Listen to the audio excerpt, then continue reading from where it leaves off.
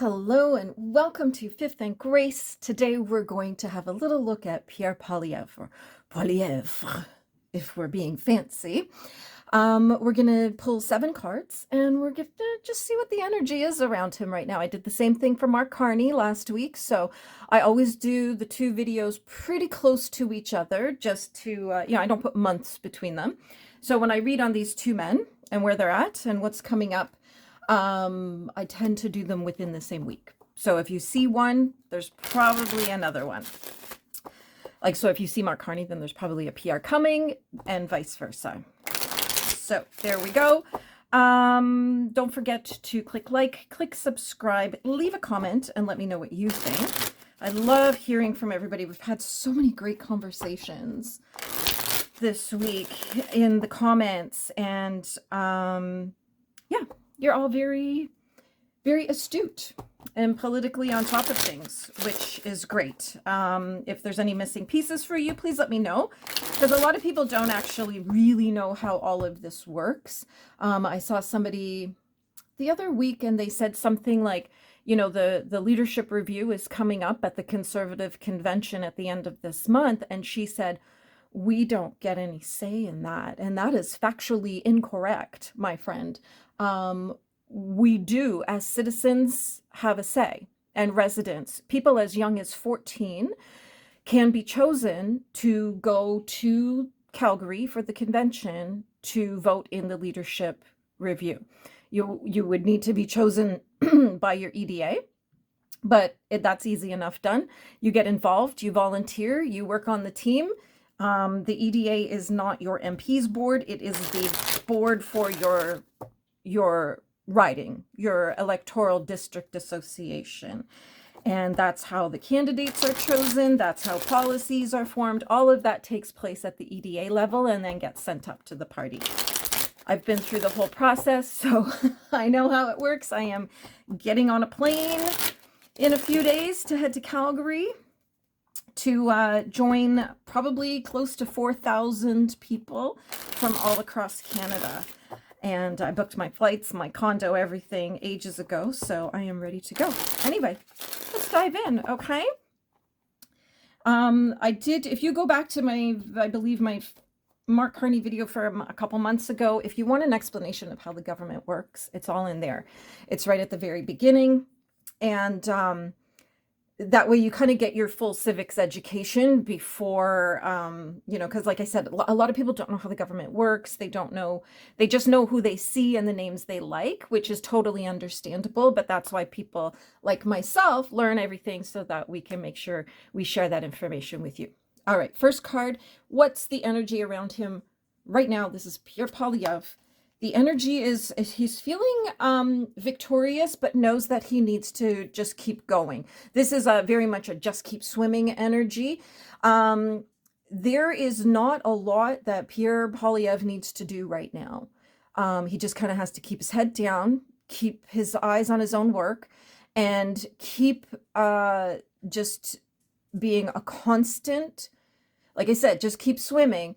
Just keep swimming, just a constant swimming upstream, staying on the same messaging, and that will lead to victory. I think that I think every single person going to the convention in a couple weeks knows that Pierre will still be the leader of the party on February 1st. I don't think there's any chance that he's not going to be. So he can definitely be feeling victorious. And, it's pretty easy for him to look like a solid Canadian next to people who are dabbling in communism. Okay. So he just needs to just keep staying on the true path, keeps to the messaging, keep to the pillars basically of the party, the values of the party, and then he'll still be the leader of the party at the end of the convention. And then of course we want an election.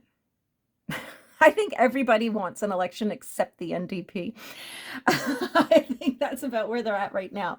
The NDP doesn't want an election right now because they haven't had their leadership race.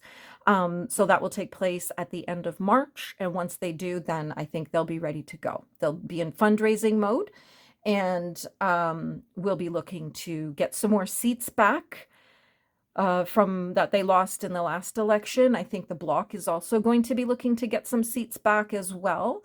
It's been a year with this government, so I think anybody who is a little iffy will have decided their path going forward. All right, so what is crossing him? Just a whole, like, words, contracts, beliefs, all of that. I think it's just a matter. So this is about blocks and obstacles. And of course, our thoughts, our words, our mindset, the written word, contracts, things like that. So I think what's getting in the way is just people talking. We have the mainstream media, which never really has anything pleasant to say about him. And so that, for the people who watch mainstream media, they're getting one version presented to them, which is not necessarily reality, if you know what I mean. I happen to have met Pierre a number of times. I've also met people like Melissa Lantzman, Larry Brock, Jamil Giovanni, like all these people, right? Let's just say, like, they know me if they see me in a room. I've been to enough of their events.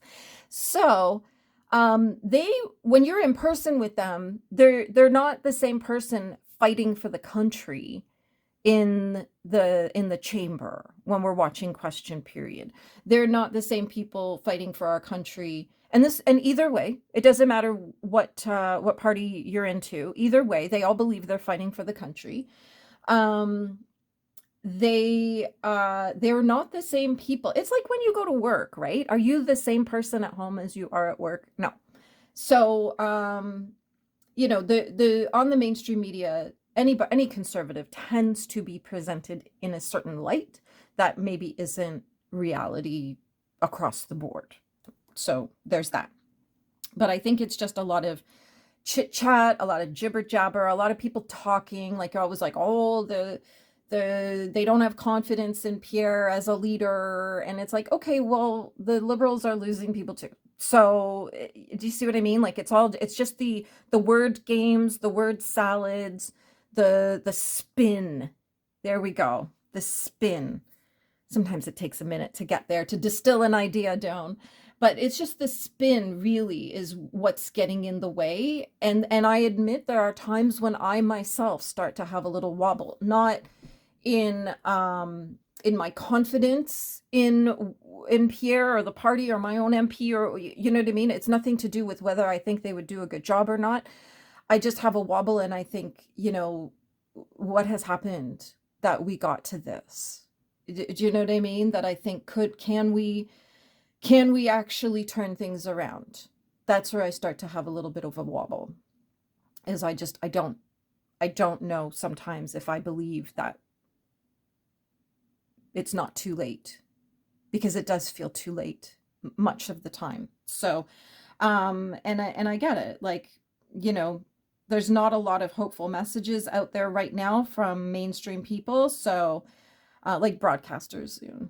So that is, it's just a lot of words and jibber jabber and these contracts and announcements. Like, we're getting an announcement of a memo of a thought that may someday become an office. Do you know what I mean? Like, it's a whole lot of words leading to nothing. So, and we need to kind of get past the words and onto the actions.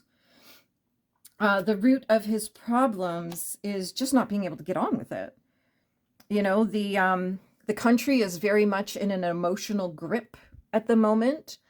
The loudest people in our country are the most emotional and the most violent they act on their emotions. You know how we're always saying, like, don't turn your feelings into felonies? Well, a lot of them are. 9 of them got arrested not that long ago for turning their feelings into felonies. So that was at the Canada First rally.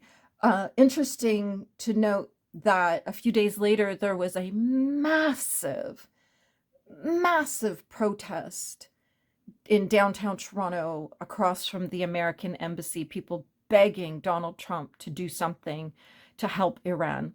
And I know somebody who was there. Hey, Dewey. And he said there was like thousands and thousands and thousands. He did a video down there. I watched it. It was great.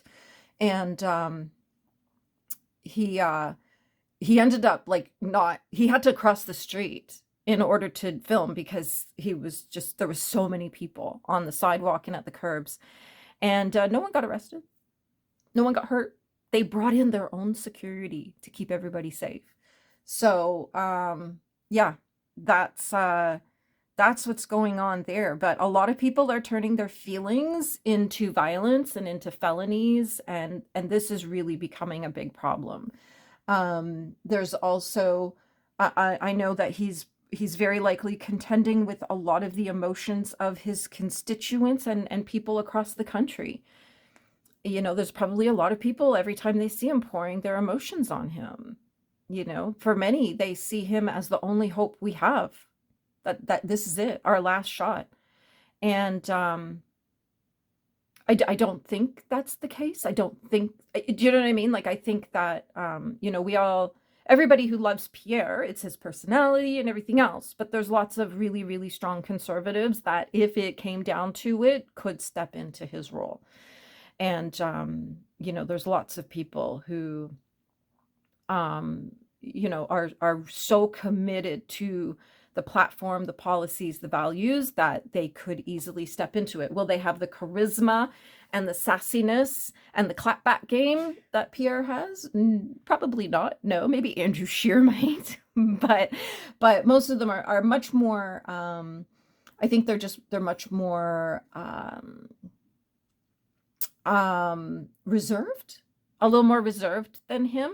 But you know what? They might find their spice. They might find their spice level if it comes down to it. I don't think that we are going to have a leadership change in the party until after the election, the next election. If Pierre wins and the party wins, then they're not going to have a leadership review. Absolutely not. Like, they're not going to question it. But I think that if we have another result the same way we did last time, which is not it's not one person's fault what happened.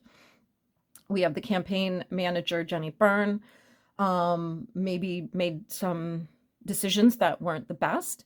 And then there was the riding change where his past riding where he lives was, or used to live, was a stronghold, a conservative stronghold, and then they tacked a liberal stronghold onto it to become one double the size riding, and he lost that election because his riding suddenly had a massive amount of liberals added to it.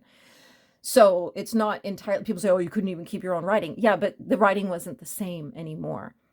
Do you know what I mean? It would be like going from, you know, an Alberta stronghold, you know, 50-year conservative riding to downtown Toronto, and then say, well, you couldn't even keep your riding. Well, no, because the riding completely changed. So there's a lot of factors involved in why Pierre didn't win his seat last year, and why the Conservatives did not get enough seats to form a government. So yeah, there's a lot going on there, but I think that a lot of people are pouring their emotions into Pierre right now, probably at every level, because there's a lot of fear in our country, especially after the news that we've had this week. And I think there's a lot of people who are very, very afraid and don't know what to do. So yeah. And to the person who commented and said I talk too much, would you prefer that I deliver these through interpretive dance? Anyway, we're going to carry on. What's leaving him right now. Oh, yeah. The shackles. I don't feel that he doesn't feel that he has to be as congenial as he may have been. I think we're going to see him come out swinging a little bit more. Like many people, they're not holding back. There's a lot of people saying, you know what, I'm not going to bite my tongue anymore.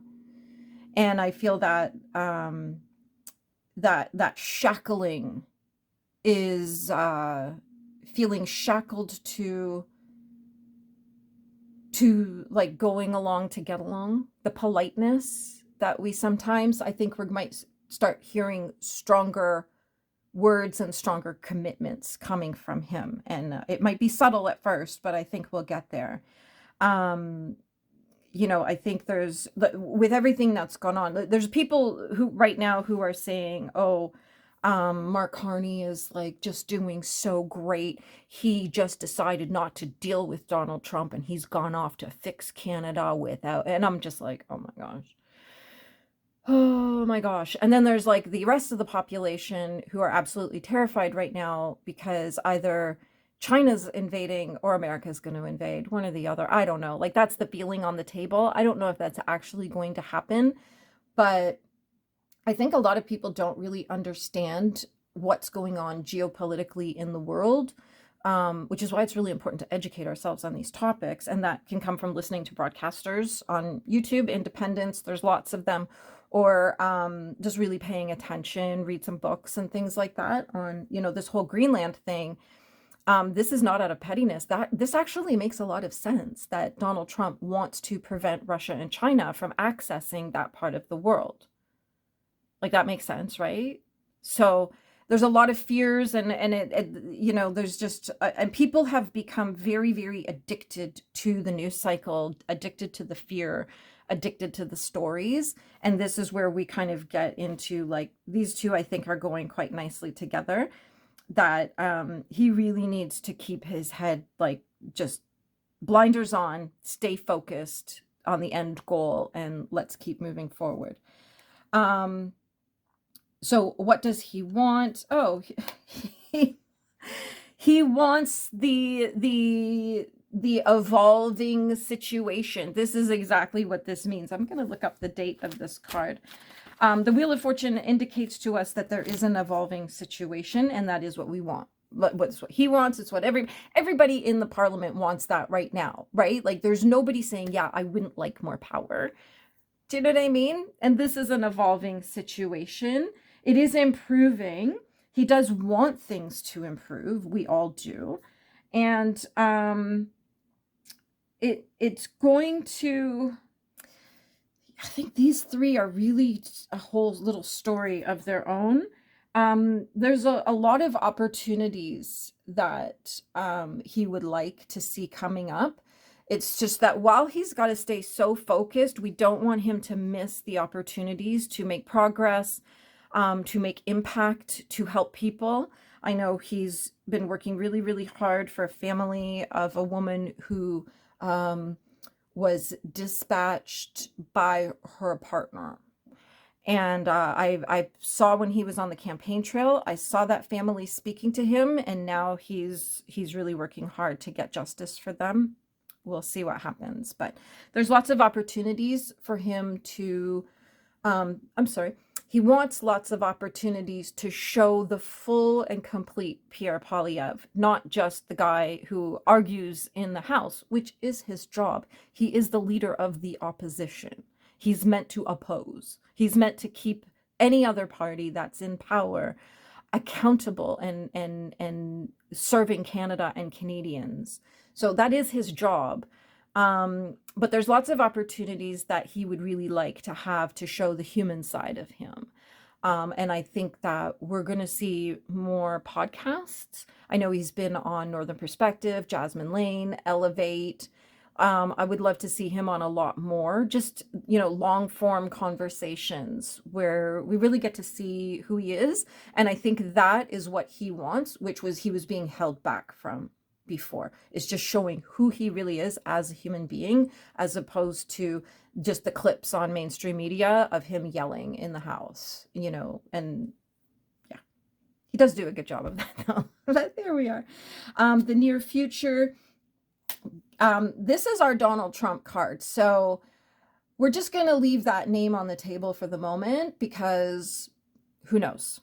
Who knows? But the near future, Donald Trump may have some role to play. I don't know. We're just going to leave that there.